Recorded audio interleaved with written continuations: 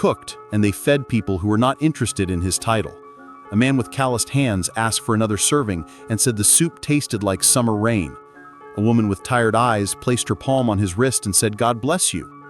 He found the phrase did not stoke his ego, but melted a kind of frost. The kitchen taught him that gratitude is not applause, it is a return. At the end of the day, Evie asked him to wash the pots. He did. The gesture was not humiliating but humble, something he'd lacked.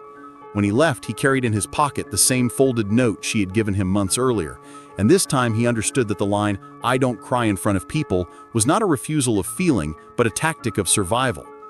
His world had always insisted on keeping feelings at a distance. The kitchen taught him to bring them in.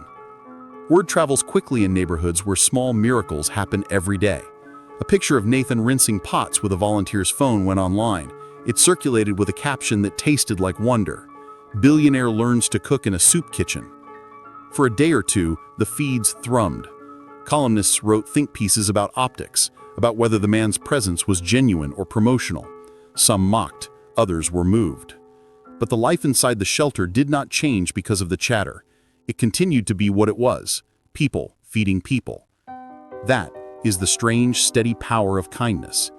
It is resistant to the assays of cynicism. Nathan volunteered more than he had planned.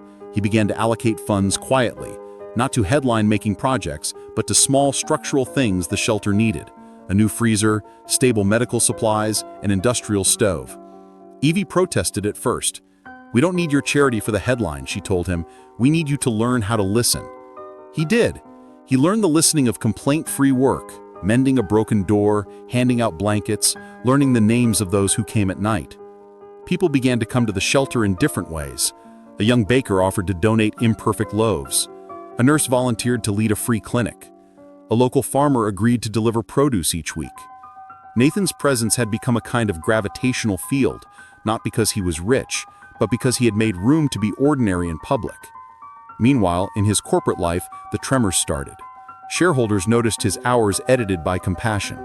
Analysts wondered if his focus was shifting. The press framed the story as a phase, something that would burn out like the flash of a charity auction. Nathan felt their scrutiny like a wind. It wanted to drift their fragile newness into performance. He resisted the dramatic option, the press release, the gala to raise funds. Instead, he asked Evie what they needed. She said,